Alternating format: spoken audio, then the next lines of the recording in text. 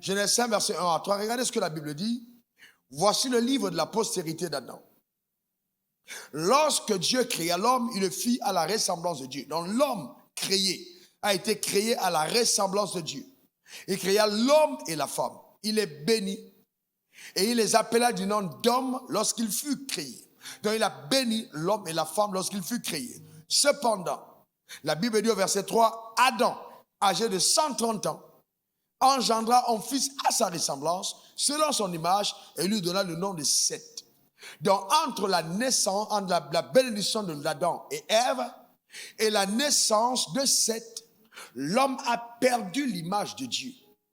Il a été déconnecté de cette ressemblance parce qu'il a péché. Dans l'homme qu'il engendre aujourd'hui n'a plus l'image initiale. Le modèle que lui-même était en apport avec Dieu n'est plus ce modèle. Donc, il a déjà connu la chute. Est-ce que quelqu'un comprend ce que je suis en train de dire? Donc, au moment de faire venir Seth, il a perdu l'image de Dieu. Donc, Seth naît, mais pas de l'image de Dieu, mais de l'image d'Adam déchu, défiguré, qui ne portait plus les valeurs de Dieu comme au commencement. Est-ce que ça va? Donc, vous voyez que entre Adam et Dieu, il y a la ressemblance à Dieu. Mais entre Adam et Seth, il y a la perte de la ressemblance de Dieu. Et maintenant, Seth est obligé de ressembler à Adam qui lui a perdu la ressemblance de Dieu. Donc, la déchéance d'un leader dans sa famille amène les enfants à perdre le modèle de Dieu par la figure du Père. C'est-à-dire que les enfants regardent à la figure du Père. Et si le Père n'a plus la figure de Dieu, alors ils auront la figure de leur Père et non la figure de Dieu. Parce que le Père est le repère.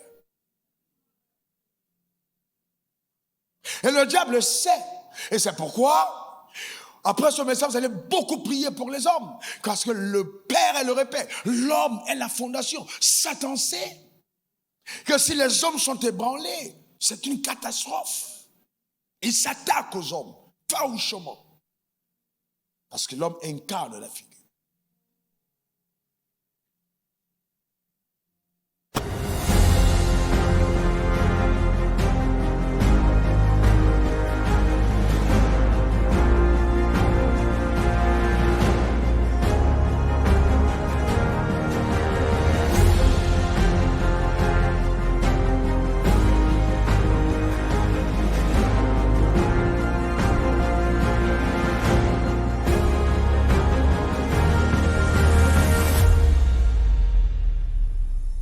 Père, je vais te rendre grâce pour ta fidélité. Merci pour la riche, intense, profonde, puissante parole que nous avons entendue. Cependant, nous voulons prier au Dieu Tout-Puissant que dans la complémentarité de la grâce et des dons en ce jour, restant dans le même esprit, que ta parole soit dispensée. Oh Dieu, aide-nous à saisir la vérité et à courir avec elle dans nos familles. Au nom suprême de Jésus, nous appelons la démonstration de ton règne, la démonstration de ton règne, la démonstration de ton règne. Que ton règne vienne au nom suprême de Jésus. Je mets une demande solennelle au devant du trône de la grâce. Que je sois juste un canal, un instrument par lequel tu passes pour implémenter, Seigneur Dieu, apporter la vérité. Et qu'elle chamboule nos concepts éternels, érigés de nos traditions, de nos coutumes, de la déchéance de l'homme. Dans le nom suprême de Jésus, que le renouvellement de l'intelligence soit total par tes pouvoirs élevés. Au nom suprême de Jésus, j'ai prié. Quelqu'un dise Amen 3 fois. Amen, Amen, Amen. Dans cette glorieuse atmosphère, je te prie de t'asseoir et de prendre toujours, de garder ton bloc-notes ouvert.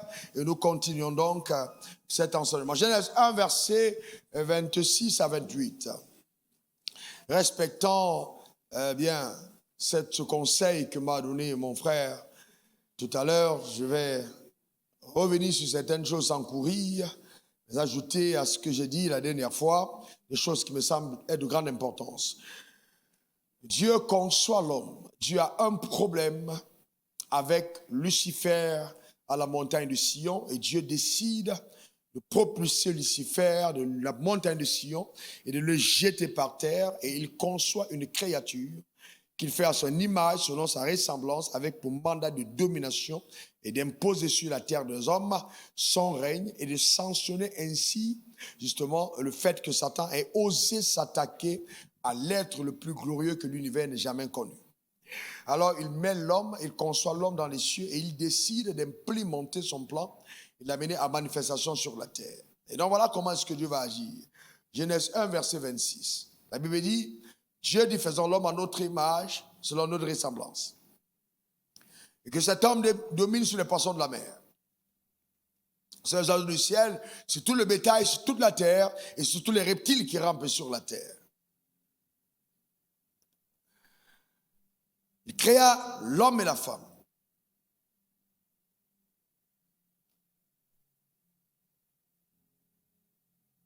Il créa l'homme à son image, il créa à l'image de Dieu, il créa l'homme et la femme. Voyez bien, la Bible dit, il crée l'homme et la femme. Dieu les bénit. Il bénit tous les deux et leur dit, soyez féconds, multipliez, remplissez la terre et l'assujettissez et dominez sur les poissons de la mer, sur les oiseaux du ciel et sur tout animal qui se meut sur la terre. Allons-y dans Genèse 2, versets 15 à 17. On va calmement et chronologiquement pour revenir sur ce qui a déjà été dit. Et on continue. L'Éternel Dieu prit l'homme et le plaça dans le jardin d'Éden pour le cultiver et pour le garder. L'Éternel Dieu donna cet ordre à l'homme, tu pourras manger de tous les arbres du jardin, mais tu ne mangeras pas de l'arbre de la connaissance du bien et du mal, car le jour où tu en mangeras, tu mourras. C'est ce que Dieu dit à l'homme. Le jour où tu en mangeras, tu mourras. Maintenant, dans Genèse 3, verset, on ne va pas lire 3, vous prenez Genèse 3, 1 jusqu'à 6, on voit un peu comment, après la célébration du mariage, cet ordre qui a été donné par Dieu a été transcendé. La femme a été séduite, c'est ce que la Bible dit. Mais l'homme a péché parce qu'il a transgressé l'ordre qui lui a été donné. La femme a été séduite, mais l'homme a transgressé la loi de Dieu. Et là, il y a une déconnexion de Dieu d'avec l'homme. Et donc plus tard, voyez-vous, on va progressivement. Genèse 5, verset 1 à 3. Regardez ce que la Bible dit. Voici le livre de la postérité d'Adam. Lorsque Dieu créa l'homme, il le fit à la ressemblance de Dieu. Donc l'homme créé a été créé à la ressemblance de Dieu. Il créa l'homme et la femme. Il les bénit et il les appela du nom d'homme lorsqu'il fut créé. Donc il a béni l'homme et la femme lorsqu'il fut créé. Cependant, la Bible dit au verset 3, Adam, âgé de 130 ans, engendra un fils à sa ressemblance, selon son image, et lui donna le nom de Seth. Donc, entre la naissance, entre la bénédiction d'Adam et Ève, et la naissance de Seth, l'homme a perdu l'image de Dieu. Il a été déconnecté de cette ressemblance parce qu'il a péché. Dans l'homme qu'il engendre aujourd'hui n'a plus l'image initiale. Le modèle que lui-même était en rapport avec Dieu n'est plus ce modèle. Donc, il a déjà connu la chute. Est-ce que quelqu'un comprend ce que je suis en train de dire? Donc, au moment de faire venir Seth, il a perdu l'image de Dieu. Donc, Seth naît, mais pas de l'image de Dieu, mais de l'image d'Adam déchu, défiguré, qui ne portait plus les valeurs de Dieu comme au commencement. Est-ce que ça va? Donc, vous voyez que entre Adam et Dieu, il y a la ressemblance à Dieu. Mais entre Adam et Seth, il y a la perte de la ressemblance de Dieu. Et maintenant, Seth est obligé de ressembler à Adam qui lui a perdu la ressemblance de Dieu. Donc, la déchéance d'un leader dans sa famille amène les enfants à perdre le modèle de Dieu par la figure du Père. C'est-à-dire que les enfants regardent à la figure du Père. Et si le Père n'a plus la figure de Dieu, alors ils auront la figure de leur Père et non la figure de Dieu. Parce que le Père est le repère. Et le diable sait. Et c'est pourquoi, après ce message, vous allez beaucoup prier pour les hommes. Parce que le Père est le repère. L'homme est la fondation. Satan sait que si les hommes sont ébranlés, c'est une catastrophe. Il s'attaque aux hommes, farouchement. Parce que l'homme incarne la figure.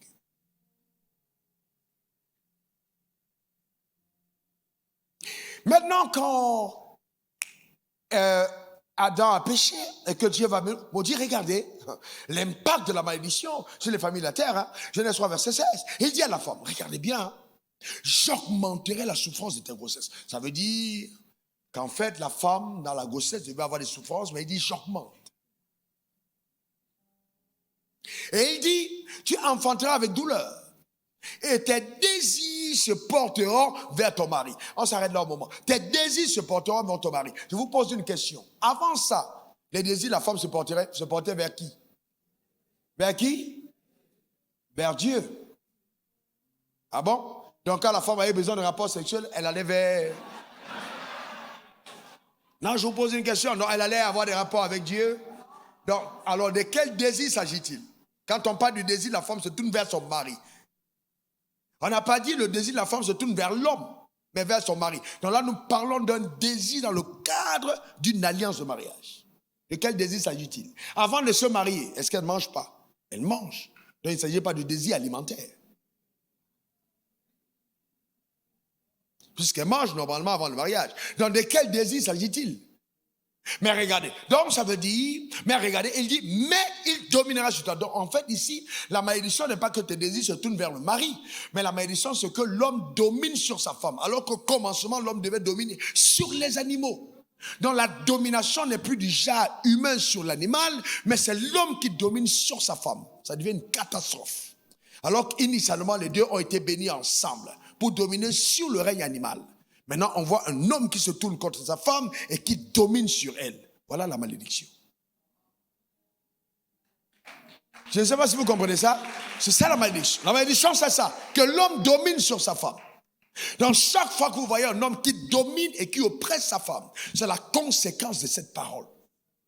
Et donc, je vais vous montrer parce qu'il ne faut pas qu'on court. Il ne faut pas qu'on court. Il ne faut pas qu'on court. Il y a 2 personnes qui m'ont dit ne cours pas, donc ça fait, il faut que je ne cours pas. On ne va pas courir. Alors regardons bien, voyez-vous, tu domineras sur toi. Donc initialement, le concept de la domination n'était pas un concept d'homme vers homme, c'était un concept d'homme vers les animaux. On l'a lu dans Genèse 28. Donc l'homme n'était pas supposé dominer sur un autre homme. Pire, maintenant dans le mariage, on dit à la femme, l'homme va dominer sur toi. Donc tes désirs vont aller vers l'homme. Oui, vous aurez des rapports. Oui, mais il va dominer sur toi. C'est terrible. Et donc, quand vous analysez cette profondeur de malédiction, vous allez vous rendre compte que quand vous regardez la société d'aujourd'hui, tous les problèmes qu'on a, en fait, découlent initialement de ce problème. Vous allez voir comment est-ce que les femmes ont été traitées de génération en génération dans les cultures. Ça vient de là. Les femmes sont exclues. Les femmes sont traitées comme des esclaves. Les femmes sont violentées. Les femmes sont exclues. Parce que, justement, on a dit au mari, dans la malédiction prononcée à la femme, ton mari dominera sur toi. Et comme la domination de l'homme sur sa femme aura une conséquence terrible dans la société. Et même aujourd'hui, dans beaucoup de nos traditions, cette malédiction continue son emprise. Parce qu'il n'y a que la croix qui fait mettre fin à cette malédiction. C'est une malédiction qui est encore présente aujourd'hui. Et même dans beaucoup de couples de chrétiens, d'enfants de Dieu, cette malédiction pèse. Il y a des femmes qui ont peur de leur mari. La peur. C'est une, voyez-vous, une domination. Vous imaginez que, écoutez, dans la Bible, on parle d'Esther, la grande femme. Esther jeûne 3 jours. Vous savez pourquoi elle jeûne 3 jours? Qui sait pourquoi elle a jeûné 3 jours? Pour aller faire quoi? Pour aller rencontrer qui? Son mari. Son mari devant qui elle se déshabille. Son mari qui prend plaisir sur son corps, mais elle doit jeûner pour le voir. Parce que si elle arrive et que le sceptre n'est pas tendu, elle peut mourir. Vous imaginez jusqu'où la femme a été réduite. Votre propre mari. Il est roi, mais pour le voir, vous jeûnez. C'est fort, hein? Ça montre jusqu'où le mal a sévi. Et dans nos traditions, Surtout nous qui nous clamons d'être de tradition bantou, nous avons un flou héritage de cette malédiction. Il n'y a pas longtemps même, on disait, dans tous les cas, les mains qui touchent la Bible ne peuvent pas toucher le corps d'une femme. Donc quand tu es une femme, le but c'est justement que tu dois faire des enfants, il ne faut même pas toucher, même la caresse on ne connaît pas. Donc quand vous dites bisou, le fait de ne pas bisouter, vous ne savez pas d'où ça vient de là. C'est trop profond, parce que c'est pas, l'homme ne doit pas aller jusqu'à là, c'est-à-dire il ne faut pas, voilà, et puis j'ai terminé mon travail, je suis parti. Voilà. Donc, la souffrance a été profonde. Et c'est pourquoi vous voyez, mais quand vous voyez par exemple les revendications aujourd'hui, les mouvements féministes qui se lèvent et qui revendiquent, Satan a exploité une faille. En fait, ce n'est même pas au féminisme de réclamer le repositionnement de la femme, c'est à l'évangile. De repositionner la femme, parce que si la malédiction est brisée, le mari ne domine plus sur sa femme. Comment vous pouvez expliquer que vous êtes marié à une femme? Vous vous mariez à une femme qui est votre femme. L'homme quittera son père et sa mère, s'attachera à sa femme. Les deux deviendront une seule chair. Que personne ne sait pas ce que Dieu a joint et que votre femme ne sait pas ce que vous gagnez. Et vous estimez que c'est normal. C'est terrible. Non, moi, ma femme ne doit pas savoir ce que je gagne. Et vous savez combien d'argent dans les comptes bancaires ont été récupérés par les services d'État parce que les maris ne disaient pas la vérité à leur femme? Combien d'hommes sont morts à l'hôpital parce qu'ils sont tombés dans le coma et la femme ne sait pas comment faire pour avoir l'argent pour venir. Alors qu'il y a l'argent dans le compte, la femme n'a pas possibilité. Vous voyez une femme pour aller faire une coiffure de 5 000, elle va venir demander à son mari. Et quand le mari donne les 5 000, il a l'impression qu'il a percé. C'est incroyable. Il a l'impression qu'il a percé. Et il va dire, ouais, mais je t'ai pas donné 5 000 hier. Mais attendez, c'est incroyable, c'est juste inimaginable. C'est inimaginable. Vous comprenez ce que je veux dire? Donc, ah non, c'est mon argent, c'est mon argent. Mais c'est dramatique, c'est terrible, c'est incroyable. Donc, si nous ne retrouvons pas le modèle divin dans la conception de comment est-ce que Dieu fait une famille, même Dieu se privera de nous accorder sa faveur. Personne ne peut faire souffrir une rachetée et puis être en paix. Personne. Donc, je voudrais m'adresser à mes frères, hommes. Je voudrais dire aux hommes que c'est notre... Écoutez-moi bien, si tu décides de te marier, tu dois comprendre ce que c'est que le mariage. Maintenant, quand Dieu, écoutez-moi bien attentivement, quand Dieu a béni, il a prophétiquement béni, il a dit, soyez féconds, multipliez, assujettissez, remplissez et dominez. Donc, il y a là derrière une mission collective. Ce n'est pas une mission singulière, c'est une mission collective. Donc, Dieu sait que c'est une affaire qui concerne l'homme, la femme et les enfants. Et donc, il faut qu'on atteigne la dimension de considérer notre famille comme une entreprise, comme une holding. Le mari est le directeur général, la femme est directeur général adjoint. Et les enfants sont des collaborateurs ayant dans l'entreprise des actions. Ils sont actionnaires de l'entreprise. Et dans tout ce que l'entreprise génère, c'est tout à fait normal que tous les partenaires de l'entreprise bénéficient des bénéfices que génère l'entreprise. C'est important, c'est tout à fait normal, c'est tout à fait légitime. C'est important. C'est pour ça qu'on ne va pas, sauf erreur de ma part, accuser un enfant d'avoir volé dans la poche de son père. Je ne sais pas si selon la loi ça existe. Si la loi condamne que l'enfant prenne dans la poche de son père, ce n'est pas un vol.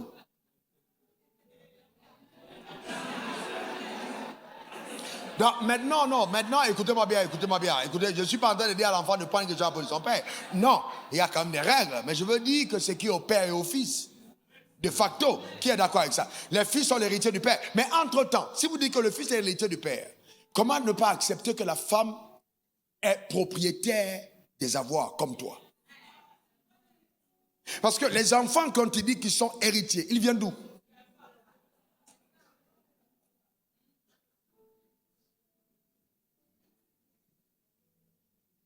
Donc c'est important qu'on le comprenne. Donc la femme devait être la collaboratrice de son mari. Et les enfants, les actionnaires, collaborer ensemble. D'accord, dans le modèle divin, collaborer, partager ensemble les défis, les projets ensemble. Et même en parler autour de la table pendant que les enfants sont présents. Ça, c'est l'initiation génétique. a une destinée collective. Et le drame que nous avons dans nos continents, c'est que nos enfants sont exclus de nos carrières. Et donc quand on monte et on arrive à un certain niveau, on ne peut pas perpétuer. Mais vous entendez en Europe, on dit c'est la famille telle, la famille un tel. Depuis 1600, ils ne font que perpétuer. Ça ne fait que monter. Pourquoi? Parce qu'il y a une initiation de le bazar. Des enfants dans la trajectoire d'une société familiale. C'est ce que Dieu a dit. Multipliez, remplissez, assujettissez et dominez. Donc la domination n'est possible que quand collectivement la famille s'implique. Donc, il faut impliquer la famille collectivement. Il y a une implication. C'est juste anormal. Si vous êtes un pasteur, votre femme doit être impliquée dans l'église. Vous ne pouvez pas être pasteur et votre femme n'est pas impliquée. Une vision que vous avez, la femme doit trouver sa place dedans. Il faut que la femme ait sa place. Quel que soit son travail doit converger à trouver une place dans la vision de son homme. Parce que là où il y a 2 visions, il y a 10 visions. Il faut que la femme trouve sa place dans justement la famille. Et donc Dieu, comme il a bâti la famille et que la famille naît d'une institution, l'institution, voyez-vous, est régie par la notion d'autorité. Quelqu'un dit après moi autorité. Encore autorité. Dans la notion d'autorité, l'homme, Ish, est le père. Il est le père et le chef de famille. C'est pourquoi il a quitté le ciel en premier. En étant le père, il est celui sur qui repose toute la famille. Il porte et soutient la famille. Il est la fondation. Donc si la fondation est ébranlée, la famille est déstabilisée. C'est pourquoi vous allez vous rendre compte que dans toutes les sociétés, le diable va tout faire pour faire tomber les hommes. Dans la perversité, dans la drogue, dans tellement de choses. Parce qu'il sait que dès que les hommes sont bousillés, rien ne tient. Et c'est pour ça qu'il faut beaucoup prier pour les hommes. Beaucoup. Les hommes sont attaqués. Sérieusement. Il faut vous mettre à la brèche. Frapper le berger et les brebis se dispersent. Chaque fois qu'on a la tête, on est ciblé. Donc la notion de l'homme, c'est l'autorité. Le chef de famille, la fondation sur laquelle repose justement la famille. Dans un homme qui apporte la provision pour sa famille, il ne fait rien d'extraordinaire que de faire ce qui lui est dû. C'est rien d'exceptionnel. Ah oui, c'est moi qui suis ici, qui peut faire, c'est tout à fait normal. C'est ton rôle. C'est ton rôle. C'est vraiment ton rôle. C'est le chef. L'homme, le chef doit être sacrificateur, prophète et roi dans sa maison. Sacrificateur pour intercéder. Se tenir à la brèche pour intercéder. Intercéder pour sa famille. Prophète, parce qu'il donne des directives prophétiques, les orientations. Il conduit la famille selon ce que Dieu montre. Il parle et il conduit la famille. Roi, parce qu'il pourvoit aux besoins de la famille. C'est la responsabilité de l'homme. Sacrificateur, prophète et roi.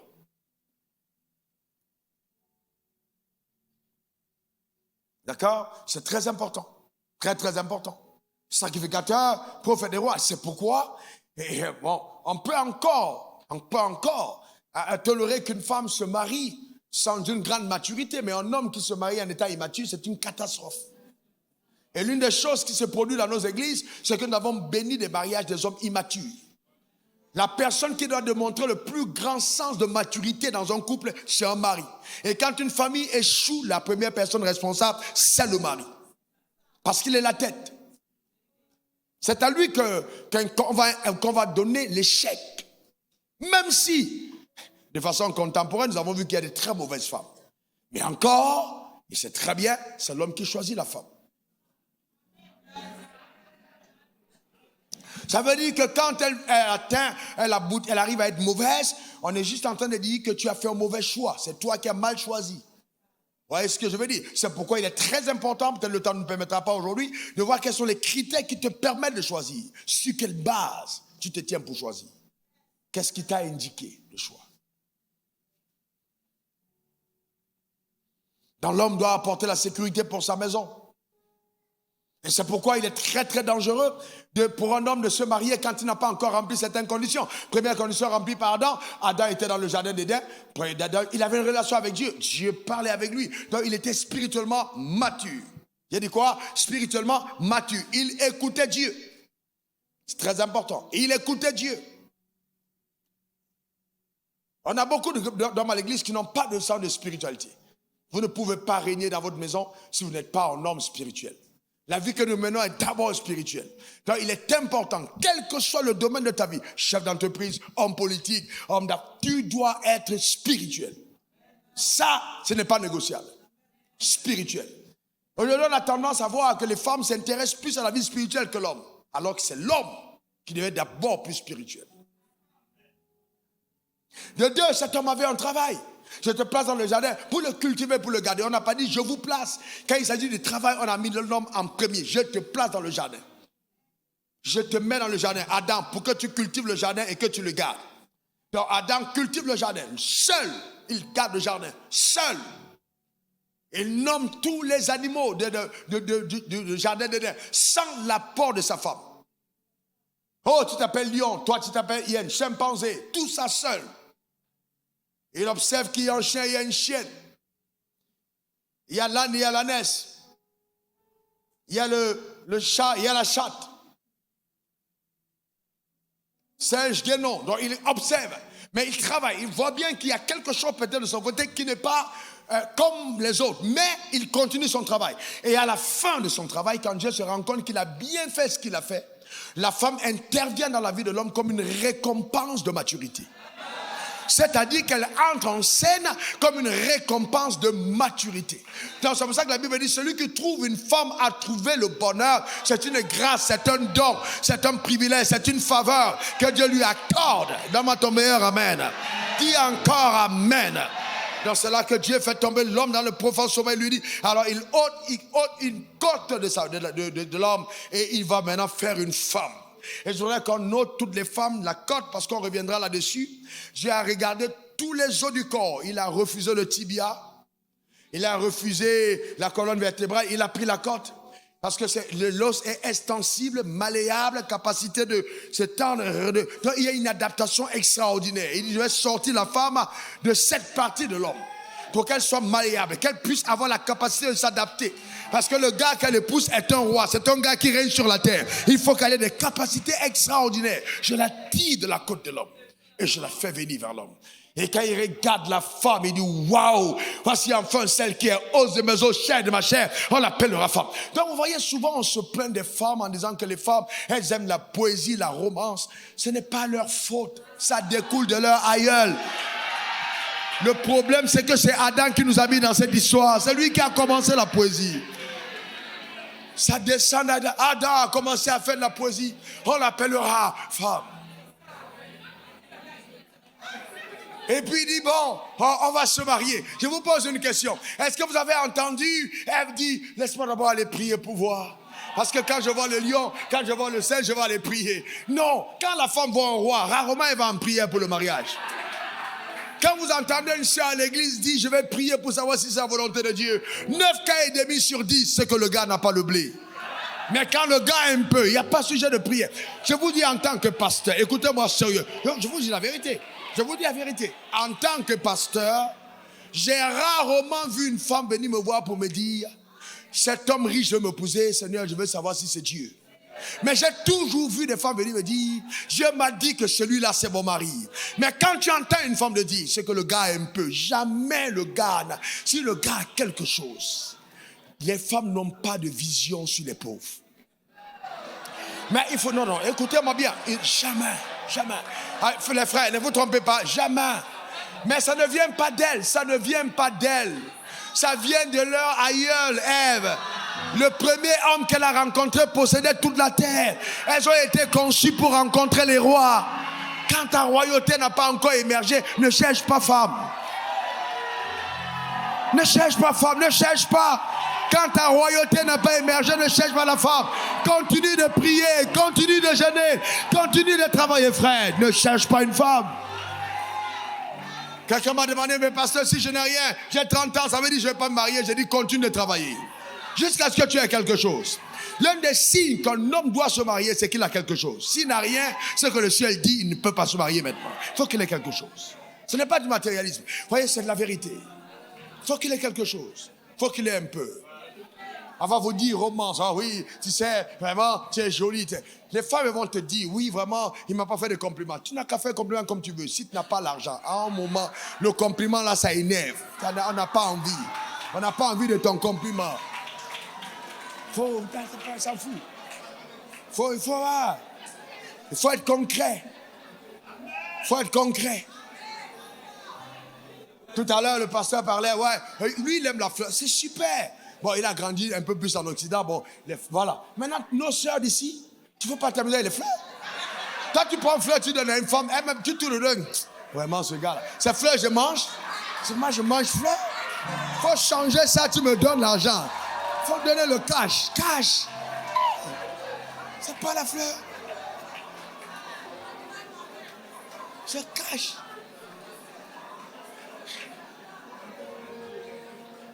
Tu mets le cash comme ça, les cash dans nos sœurs africaines, cash. Les larmes commencent à couler quand elles voient le cash. Oh, ils m'aiment le cash. Alléluia. Oh Seigneur, je suis touché. Mais la blanche, l'occidentale, une petite fleur. Oh, ça me touche. Oh là là. Oh, c'est mignon. C'est mignon. Jamais. Nos sœurs, fleurs. Non, jamais. Non. Ils ne sont pas dedans. Comment fleurs? Mais vous savez, fleurs comment? Quelqu'un a grandi dans la pauvreté, il n'avait pas de quoi manger. Toi, tu donnes fleurs. C'est un herbivore? C'est pas un herbivore. Il n'a pas besoin de fleurs. Non, il faut manger. Vous comprenez? C'est ça le problème. La personne veut manger. Il faut du cash. Et je vais vous dire une chose vraie en tant que pasteur. Je vous en supplie. Ne vous mariez pas. Ne cherchez même pas une femme quand vous êtes pauvre. Voici deux choses qui peuvent arriver. Premièrement, vous éprouvez la femme disponible et non la femme de vos rêves. Parce que la femme de vos rêves épouse l'homme dont Dieu rêve. La femme de vos rêves épouse l'homme dont Dieu rêve. La femme de vos rêves épouse l'homme dont Dieu rêve. Je vous dis la vérité. Cette femme-là ne te reconnaît que dans l'expression de ta royauté. Un jour, en toute humilité, je demandais à ma femme, quelle femme qui craint Dieu? Je montrais les photos, je lui ai demandé, si tu m'avais rencontré dans cet état, comment? Elle m'a dit, je ne t'aurais même pas vu. Et j'aime la sincérité. Vous savez, souvent, on est là, ouais, moi, dans tous les cas, c'est pas l'argent qui compte. Ce n'est pas une question d'argent. Ce n'est pas une question d'argent, c'est une question de responsabilité. Un homme pauvre ne peut pas être responsable. On ne peut pas être responsable de la pauvreté. Aucun homme pauvre ne peut être responsable. C'est Dieu qui l'a conçu ainsi. Sinon Dieu aurait dit, ok, je vous mets dans le jardin, travaillez ensemble, vous vous en sortez. Non. Le mariage initial, il dit, l'homme tu t'en sors, et puis la femme vient t'aider. Mais t'aider à développer et à construire. C'est très très important. C'est très important que la femme vienne aider. Maintenant, je ne suis pas en train de dire aux femmes qu'il ne faille pas qu'elles puissent apporter quelque chose. La Bible parle, Proverbe 31, de la femme vertueuse.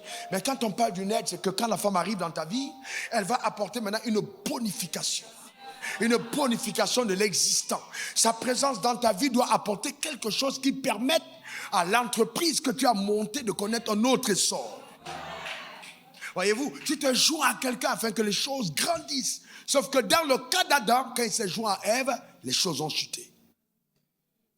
Donc ça ne veut pas, vous voyez les choses, il était riche, il priait, il avait tout, mais il a échoué. Il ne faut pas vous tromper. Le mariage a été la cause à déchéance de l'humanité. C'est le mariage. Et Jésus, quand il parle du mariage, il dit, les hommes ne savent pas de quoi il s'agit. Si les hommes savaient, certains auraient dit, je ne me marie pas. Ça veut dire que c'est une école pas facile, mais possible. C'est une école complexe. C'est une cible de l'enfer. Donc on doit, pour cela, vraiment se déterminer à se documenter, écouter, lire des livres, comprendre. Oh, vous ne pouvez pas imaginer la complexité d'une femme. Une femme. Dans tous les cas, un homme qui commence à comprendre une femme comprendra bien l'Église. Parce qu'il y a une telle similitude entre la femme complexe et les membres d'une assemblée.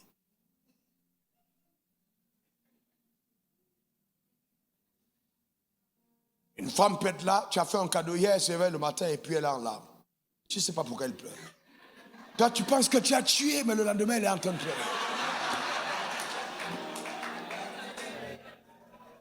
Ben alors peut-être que C'est en fait le cadeau que tu as donné là. Tu as dépensé beaucoup d'argent. Mais quand tu donnais le cadeau, pendant que tu donnais le cadeau, ton téléphone a sonné.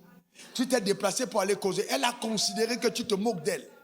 Et puis, les femmes sont extrêmement complexes. C'est pourquoi je vais te dire, étudie la femme, certes, mais je vais te dire, ta femme sera toujours différente des femmes. Donc je veux dire, un homme, ta femme n'est pas ta mère, ta femme n'est pas ta soeur, ta femme n'est pas la chair en Christ, ta femme c'est ta femme. Ta femme devient un sujet de thèse que tu dois, je te dis, un vrai sujet de thèse sur lequel tu dois travailler sérieusement, faire des recherches avant de faire un exposé. C'est ton sujet de thèse. C'est ton vrai sujet de thèse. Sérieusement. C'est un vrai sujet de thèse. Mais ton rôle, c'est de procurer à ta femme la stabilité. Maintenant, vous voyez, on a la femme qui, de son côté, intervient comme une aide. Genèse 2, verset 18. L'Éternel dit, il n'est pas bon que l'homme soit seul, je lui ferai une aide. Pour qu'elle vienne aider, pour qu'elle vienne participer, pour qu'elle vienne, voyez-vous, et c'est par la femme, on en parlera demain ou après-demain encore, que justement, le plan de Dieu commence à se déployer. La fécondité de l'homme n'était pas possible tant que la femme n'était pas présente. Et c'est incroyable. L'homme a tout fait, mais la bénédiction commence quand il devient fécond. Donc ça veut dire que sans la femme, son succès n'était pas prophétique. Ce que Dieu attendait, c'est que par la femme, descendent des enfants, et que ces enfants et les enfants qui peuplent la terre amènent le règne de Dieu. Donc ce n'était pas une question d'un homme. C'est pour ça que quel que soit ton succès, quand ta famille n'est pas impliquée, tu es un échec. Tout succès isolé est un échec. Il faut qu'il y ait une façon de perpétuer cela. Alors, mais pourquoi donc on attend des problèmes? Le mariage est supposé être beau, incroyable, fabuleux, parfait. Mais pourquoi il y a tant de problèmes? Eh bien, c'est comment est-ce que nous le construisons, simplement. Soyons un peu sincères. Regardons un peu tout à l'heure, mon frère, ami, l'apôtre Jean-Clément Djambila, il parlait avec tellement de clarté de ces schémas, de ces images, voyez-vous, que nous regardons et qui nous influencent. Regardons la motivation. Première chose, la motivation. Vous savez que quand vous regardez les hommes, demandez aux hommes pourquoi tu te maries. Quelle est la motivation? 9 cas sur 10, je brûle. Je vous dis la vérité, 9 cas sur 10, je brûle. Et quand vous voyez que tous les principes du mariage ont été violés avant le mariage, 9 cas sur 10, ce sont les hommes qui en sont instigateurs. Ce sont les hommes, je brûle. Donc, alors que la raison, brûler n'est jamais une raison pour se marier. Moi, je connais des gens qui ont eu des problèmes une semaine après le mariage à cause du fait qu'ils ont connu la femme. Vous ne pouvez pas imaginer quel mystère s'opère après la connaissance d'une femme. Soit ça peut vous amener dans un gouffre terrible, soit ça devient un boulevard de gloire. Et Satan peut jouer derrière. Un homme qui est derrière toi, qui te poursuit pendant 3 ans, rien ne prouve qu'il t'aime. Rien ne prouve qu'il t'aime. Rien ne prouve. Rien ne prouve. C'est pourquoi il est important, il dit encore très important, pour une femme de faire très attention. Rien ne prouve. Rien ne prouve.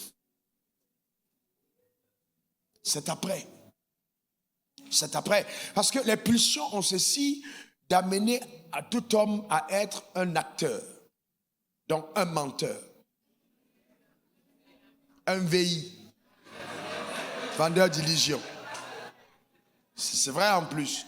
Et le drame, c'est qu'on retourne à l'église. Le problème, c'est qu'aujourd'hui, quand on parle de ça à l'église, les gens pensent que non, ça c'est dans le monde. Hein. Eh bien, attention, même dans l'église.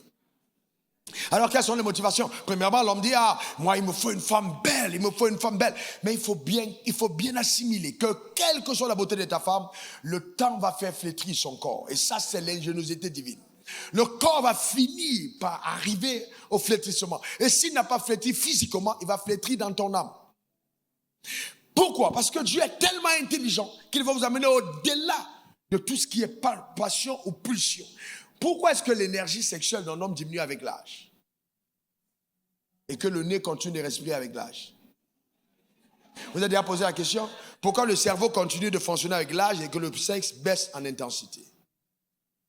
Parce que Dieu veut donner à l'homme d'avoir d'autres orientations d'énergie. De ne pas passer son temps simplement à penser que tout se résout dans la chambre. et qu'il y a des choses à construire dehors. Vous ne faites pas attention, votre femme vous rend paresseux. Si son corps a un tel attrait sur vous, ça devient comme la nourriture, vous pouvez devenir paresseux. Vous ne sortez pas à cause d'elle.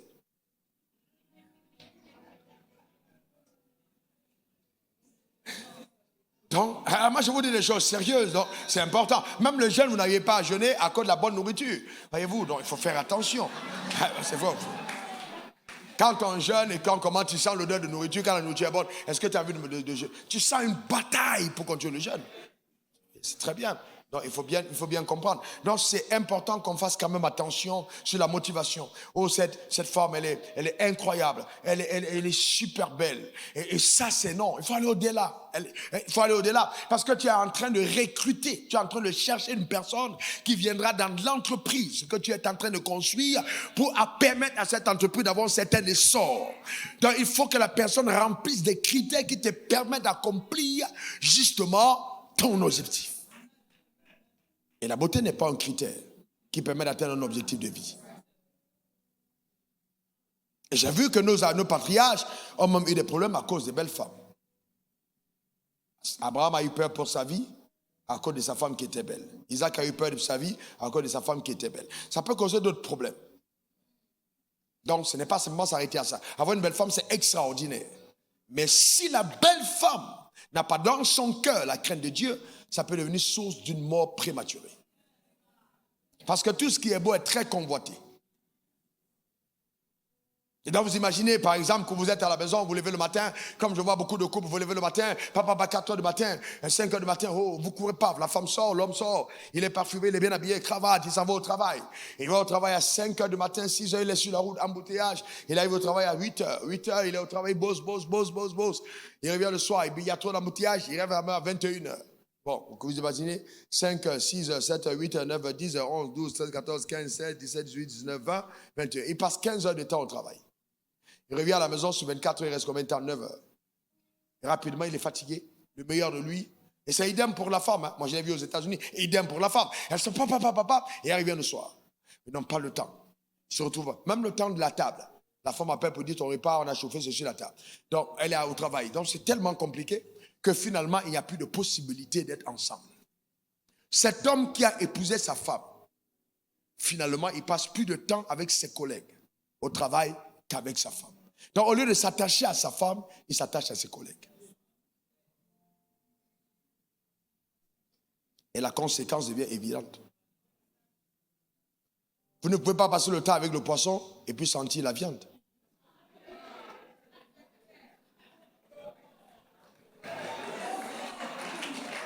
C'est une évidence, frères et sœurs. C'est juste une évidence. Voyez-vous, vous ne pouvez pas. Et puis, donc, il y a tout ça. Donc, c'est pour ça que tout à l'heure, l'apôtre parlait de créer des boulevards, des canevas qui vous permettent, même dans ces absences, d'être présents. La société est devenue moderne, d'être présente même dans les absences. Donc, si vous ne faites pas, c'est clair et net. Et puis bon, dans tous les cas, l'élan qu'on a à la fin d'une journée n'est jamais l'élan qu'on a au début d'une journée. La âme, la joie, le dynamisme qu'on a en début de journée, c'est jamais la même chose à la fin. Donc finalement, on donne à son partenaire les restes de ce qu'on est. Et donc si ta femme donc s'en va au travail et qu'elle donne le meilleur de son parfum, de son sourire, de sa coiffure à ses collègues, et que l'homme est influencé par ce qu'il voit, chaque jour ta femme devient un sujet de prière. Seigneur, éloigne de moi la tentation. Parce que l'homme, ce qu'il voit, c'est ce qu'il attire.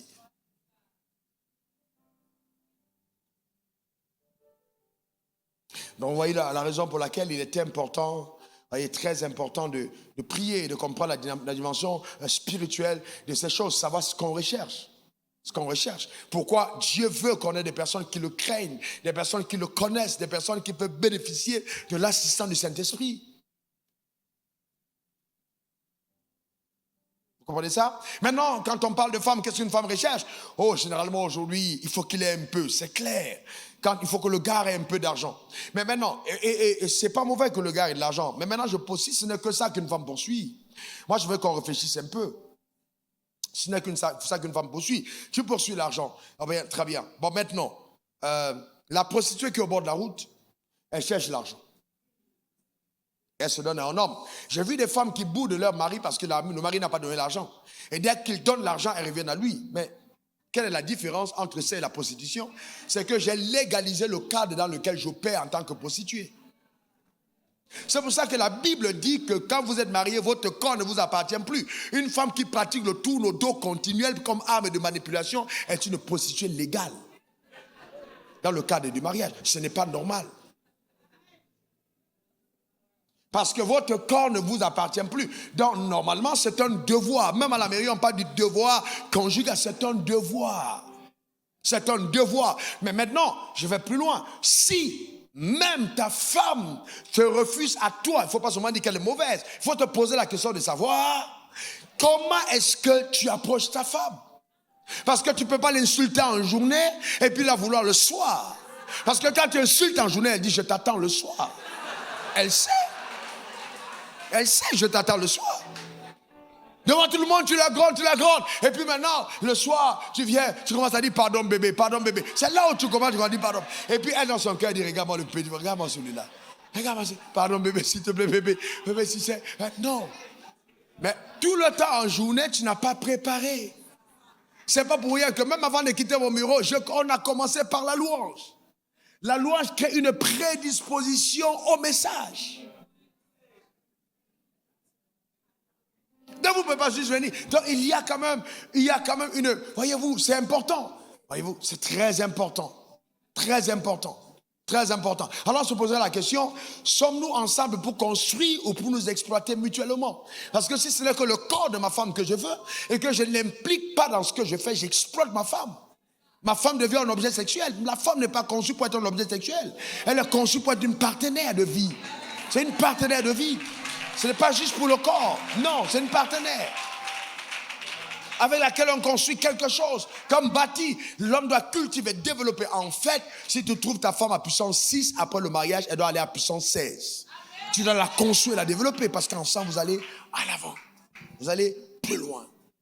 Donc, il y a dans le mariage, pour conclure, ce que nos mères nous ont dit, pour certains d'entre nous, les obligations. Les obligations. Parce que l'environnement dans lequel nous sommes, comme tout à l'heure on l'a dit, on impacte sur nos enfants. Moi, je n'ai pas vu mon père avoir de la romance à l'égard de ma mère. Je n'ai jamais vu. Mon père était un commissaire de police, assez brave, un homme extrêmement courageux, très rigoureux, une éducation extraordinaire. J'ai vu mon père tenir sa chicotte, me dire, récite tes leçons. Et être à côté de moi, c'est incroyable. Comment est-ce que mon père nous a éduqués et comment on était toujours parmi les premiers à l'école à cause de cette éducation rigide. Mais je n'ai pas vu mon père donner à ma mère l'attention qu'une femme mérite. Je ne l'ai pas vu. Mais ce n'est pas parce que mon père ne me l'a pas montré que je ne vais pas le voir. Je peux choisir de regarder la parole de Dieu et de changer radicalement le panorama de l'ADN que j'ai reçu. C'est ça le rôle de la parole. C'est ça le rôle de la parole. Regardez et dire, bon, on peut faire différemment. J'ai commencé moi-même pour ma propre mère pour combler le vide émotionnel. Parce que la femme a des besoins. Quand on dit obligation, l'obligation du mari, c'est d'aimer sa femme. Aimer sa femme, frères et sœurs, c'est vraiment l'aimer de façon que elle perçoive ton amour et que pas toi tu dis je l'aime. Non, il faut qu'elle se sente aimée. C'est-à-dire, c'est pas dire j'aime ma femme, mais il faut qu'on demande à la femme, est-ce que ton mari t'aime? Et qu'elle réponde sérieusement à une fermée, anonyme. Elle va te dire la réponse. Devant tout le monde, elle dira oui, même. Mais les yeux des femmes ne trahissent pas. Les femmes qui ne sont pas comblées, ça se voit. Elles sont un peu comme un filtre à l'intérieur. Soit elles ne sont pas comblées par manque d'amour, soit elles ne sont même pas comblées dans d'autres domaines. Parce que l'homme n'a pas compris quelle est l'attente de sa femme dans beaucoup de domaines. Et la femme vit malheureuse. Et elle ne peut pas parler parce que dès qu'elle parle, on dit tu es charnel. Comme si désirer d'être comblé, même dans la chambre, c'est de la chair. Non, c'est de l'esprit. Parce que tout ce que Dieu a initié est spirituel. Donc même l'acte sexuel a une dimension spirituelle. Combler une femme, ça demande la spiritualité excessive. Et pour cela, il faut parler en langue. Rindo katablenda, shota kabrea, rekata. Père, parle-moi de ma femme. Qu'est-ce que je peux, comment puis-je toucher son cœur? Les femmes sont différentes. Quel est son langage? Comment est-ce que je lui parle? Même les parents, vous dites, ouais, tel il est différent de l'autre. Les gens sont différents. Ils regardent les enfants, ils savent que tel c'est comme ça, tel c'est comme ça. Je vous entends parler et je vous entends vous plaindre. C'est tout à fait normal, les gens sont différents. Donc ta femme est différente. Ta femme n'est pas ta mère. Ta femme, c'est ta femme. Donc tu dois étudier. De quelle manière elle aime se sentir aimée? Qu'est-ce qu'elle aime? Est-ce que son langage, c'est il faut qu'on lui donne des cadeaux? Est-ce qu'elle aime les cadeaux? Très bien. C'est les cadeaux qu'elle aime, c'est son langage. Elle aime sentir que de temps en temps, on lui fasse des surprises de cadeaux. C'est super. Mais il y a d'autres femmes qui aiment plus le temps de qualité qu'on passe avec elles. Restez avec elle, bavarder, vous asseoir, causer, vous regarder dans les yeux, discuter. Elle est contente. Vous discutez, vous parlez. Ma femme, c'est une causeuse.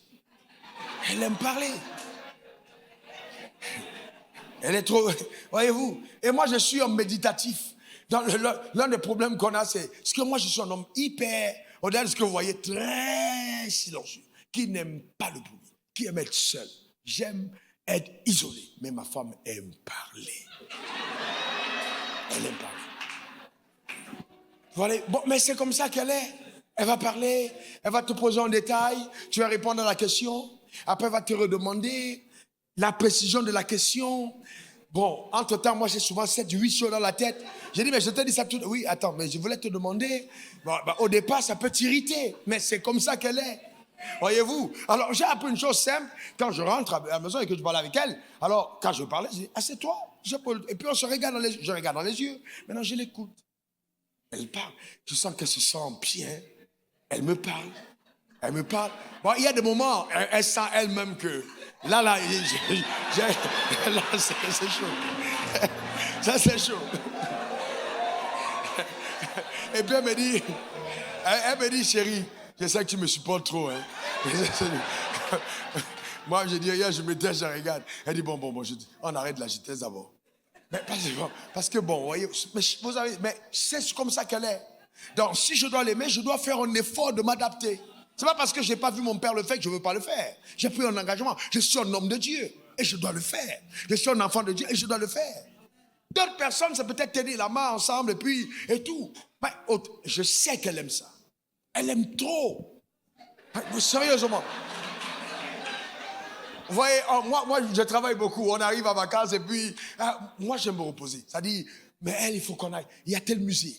Qu'avant qu'on aille dans la ville, elle connaît tous les endroits où il faut aller. Il y a tel endroit. Il faut qu'on aille ici. Bon, j'ai dit, ok chérie, c'est pas grave.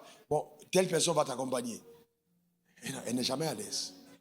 Elle dit, bon, dans ce cas, c'est même pas, on va rester. Donc, elle dit, on va rester, c'est pas, en fait, elle ne voulait pas partir sans moi. Donc, je suis obligé de me lever. Elle est partie. Elle est partie. Moi, voici le révérend Wafo, on entre aux États-Unis, on est dans un mall. Dès qu'on est dans le mall, et puis elle a une notion extraordinaire de shopping. Donc quand on est dans le mall, boum, tu sens, il met... Elle regarde ici, détail. Elle regarde ça, elle parle, pas détail après, elle regarde tout. Je suis là. J'ai fait un effort. J'ai dit, là, aujourd'hui, je parle, j'ai dit, je vais tenir jusqu'au bout. Je vais aller jusqu'au bout. En moi, je me parle à moi-même, je dis, je vais tenir. Et je me dis à moi-même, ce n'est qu'une fois l'année, je vais tenir. Je vais aller jusqu'au bout, je vais tenir. En marche. Amen. Après un certain moment, j'ai dit, chérie, je m'assois. Tu vas, cherche, et puis tu viens me montrer. Parce que moi, ça me dépasse. Mes pieds chauffent. C'est-à-dire, je me dis debout pendant 4 heures de temps. Elle ne s'assied pas. Mes pieds chauffent. J'ai dit, mais chérie, viens me montrer. Maintenant, elle vient, elle va monter détail après détail. Elle va aller, elle va essayer. Elle va se tourner. Comment tu trouves ça? Tourne. Après, elle laisse l'habit. Elle prend un nouveau. Elle revient sur l'ancien. Elle reprend. Je dis, regarde, bon. Anyway. Bon. Mais dans ma tête, je me dis, bon, en fait, on a ça une seule fois l'année. J'ai dit une seule fois l'année, donc, vraiment, je vais subir pendant cette période. C'est pas que honnêtement, c'est pas quelque chose qui m'enjaille. Non, ça m'enjaille pas. Mais je suis obligé de le faire pour qu'elle soit enjaillée. Voyez-vous, qu'elle soit enjaillée.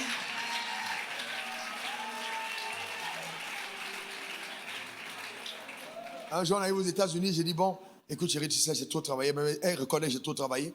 Après, elle dit, elle va aller faire des courses. Mais elle dit, tu sais, après, on est là, on cause d'autres choses. Elle dit, j'aime trop quand c'est toi qui choisis mes habits. Donc, on est bien d'accord qu'elle va aller faire le courses. Mais j'aime trop. Elle dit, ton coup d'œil, c'est incroyable. Ta manière. Bon, maintenant, je me lève. et je pars. Je peux dire quoi? Ça veut dire, en fait, vous savez, les gens sont différents. Quand vous êtes avec les gens, honnêtement, vous voyez une chose que moi, qui ne m'habite pas au-delà de ma femme, hein, ma mère et mes frères, comme disait l'apôtre tout à l'heure, je pense que les gens que Dieu bénit ont quelque chose en commun. Ils pensent au bien des autres. Vous savez, je peux avoir des douleurs dans l'âme ou dans le corps, mais faire quelque chose pour que quelqu'un soit heureux. Ça, vraiment, pour moi, c'est la clé en or pour réussir dans sa famille. C'est de rechercher le bien des autres. Et moi, j'ai appris une chose, que les leaders payent un prix supplémentaire. Je ne vais pas demander à ma femme de faire le même effort que moi. Jamais de la vie. Je suis plus fort. La Bible me demande de la traiter comme un sexe faible et je le ferai. Vous comprenez ce que je veux dire? Il y a des choses que je fais pas parce que je suis content. Mais le problème, c'est ça aussi. On en parlera peut-être après. Le problème, c'est que je suis fâché. Tu es fâché et puis tu ne donnes pas l'argent de poche. Mais tu es malhonnête. C'est ça. Honnêtement, c'est pas non, je suis content, je te punis, je ne te donne pas l'argent de poche. Non. Non, c'est pas non. Il y a des choses qui sont invariables. Que tu sois content ou pas, tu donnes. Quand Dieu est fâché avec toi, il t'a privé de l'air. Là, il te fait respirer. Donc, tu dois faire. C'est normal. C'est un devoir. Tu ne fais pas devoir. C'est une obligation. Tu as su ton obligation. Parce que tu es en chef. Que ce soit pour tes enfants, c'est une obligation que tu as vis-à-vis de la famille. C'est important. Une obligation. L'homme doit tenir à ses obligations. Donc, si nous les hommes, on tient, je me dis la vérité, et qu'on montre de l'amour à nos femmes, les femmes vont nous respecter. Parce qu'en fait, le respect qu'une femme accorde à un homme est proportionnel, généralement, à son investissement d'amour. Quand vous investissez dans l'amour vis-à-vis de votre femme, elle vous respecte. D'ailleurs, les gens qui se sacrifient pour les autres ont toujours le respect des autres. Systématiquement. Systématiquement. Je n'ai pas toujours eu ce que j'ai eu, mais demandé à ma mère. Il y a eu des moments où on était dans des problèmes extrêmement difficiles en famille. Mais avec le peu que j'ai, je vais en réunion aux États-Unis avec toute la famille, je vais tirer mes $1000, je donne à mes frères. Pas de problème, parce que ce sont mes frères. J'estime que ce sont mes frères. Je pense à leur bien-être. C'est tout à fait normal. Voyez-vous, c'est vraiment fondamental. Même un bon pasteur est quelqu'un qui pense au bien-être des brebis. C'est ce qui te donne l'inspiration. C'est ce qui te donne la révélation. C'est ce qui te donne la force d'apporter des messages impactants. Parce que tu penses à leur bien-être. Mais dès que tu changes de motivation, ça change. Il faut que les gens soient comblés et que les gens soient bénis. Dans le besoin de ta femme, c'est se sentir aimée. Elle doit se sentir aimée par toi. Aimée vraiment, véritablement. Avec des preuves tangibles que tu l'aimes. Mais le mari et la femme n'ont pas les mêmes besoins. La Bible dit, femme, que chaque femme respecte son mari. L'homme aime se savoir respecter. Et c'est pour ça, quand tout à l'heure l'apôtre parlait, la femme a regardé, on a les mêmes habitudes. Moi, je ne peux pas accepter de venir à table et de manger avec une fourchette qui n'a pas. C'est inimaginable. Ça peut être pour moi un sujet d'état. Et moi, ça peut être un vrai problème. C'est-à-dire que vous vous demandez, mais qu'est-ce qui s'est passé dans la maison? On dit non, la fourchette était tordue. Et puis on dit, mais ce n'est que pour ça, il se fâche. Mais moi, j'estime que je dois être traité royalement. Royalement. Je dis à ma femme, tu es ma femme. Tu me fais un cadeau, tu ne me fais pas un cadeau comme tout le monde. Tu me donnes ce dont j'ai besoin et que j'ignore que j'ai besoin.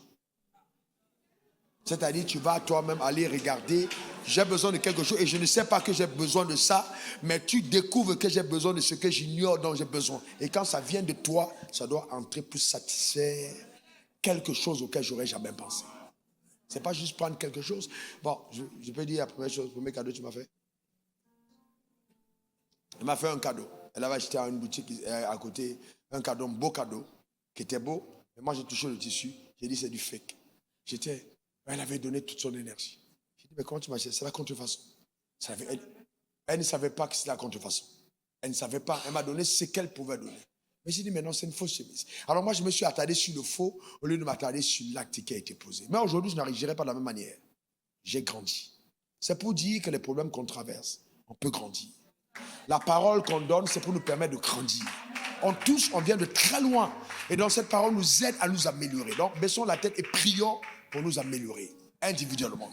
Vraiment nous améliorer dans nos familles, nous améliorer. Quand ce soit des personnes vraiment des vraies personnes. Et quand on ne retrouve pas des hommes qui battent leurs femmes, des hommes qui violentent leurs femmes, des hommes qui... C'est incroyable, la violence. Les hommes qui violentent, qui donnent des coups de poing, qui crient sur leurs femmes. C'est pas normal. Que cette violence, que ça cesse. Tu peux pas aimer ta femme et tu la bats. C'est pas possible. Que cette violence cesse parmi les frères et sœurs dans l'église. Vraiment la violence. Prions contre cette violence. La violence verbale, la violence des paroles, la violence psychologique, la violence. Faut pas violenter. Faire souffrir ton partenaire, ta partenaire. Mais il faut la valoriser par tes paroles. Construire dans le nom suprême de Jésus. Nous prions dans le nom suprême de Jésus afin que cela soit véritablement ainsi et que le nom de l'Éternel soit glorifié dans ta vie. Déclarons ta vie bénie. Père, nous te rendons grâce pour ton œuvre profonde et puissante. Honneur et gloire à toi pour ce que tu es, pour ce que tu fais. Que ton nom soit glorifié. Merci Seigneur. Gloire à toi au nom suprême de Jésus. Amen. Amen, amen. Alors, compte tenu du temps, je vais suggérer qu'on commence des questions-réponses demain. Demain soir, on est à 22h13. Mais je voulais toucher ce point. Je sais qu'un de nous va en parler. La question de violence. La violence est terrible. Vous pouvez endommager une femme en étant violent. C'est-à-dire, l'une des choses qu'il faut reconnaître, une chose qui ne doit jamais arriver, c'est de trouver un homme qui porte la main sur une femme. Ça doit vraiment, c'est vraiment totalement. Et on va réfléchir ensemble pour voir si vraiment ça vaut la peine qu'une femme continue d'habiter dans une maison où sa vie est en danger. Parce qu'on a des femmes qui sont mortes parce qu'elles ont été battues. C'est pas normal. C'est pas normal. Même c'est pas normal. Et il y a des violences verbalement. Tu peux pas être là et puis tu bousilles ta femme avec des paroles. C'est incroyable. Il faut faire très attention. Les femmes sont sensibles aux paroles. À bousiller avec des paroles. Parce que tu es fâché. Il faut faire attention. Il faut travailler là-dessus. Travailler profondément. Verbal, physique, psychologique. Voyez-vous, c'est pas normal. C'est pas normal. Ça dit, tu es là, tu disparais, on ne sait pas où tu es parti. Tu apparais 3 jours après. C'est une violence. C'est pas normal. C'est pas normal. C'est de la violence. C'est pas bien. Donc, la Bible a dit, en malédiction, tes désirs se porteront vers ton mari, mais il dominera sur toi. Mais nous sommes rachetés. Nous ne dominons pas sur nos femmes. Nous aimons nos femmes. C'est pour ça que Dieu a dit, Marie, aime ta femme. Il a dit, ne domine plus. C'est terminé la domination. Nous aimons nos femmes. Que Dieu te bénisse abondamment. Que sa grâce et sa paix soient ton partage. Au nom suprême de Jésus. Amen, amen. Amen.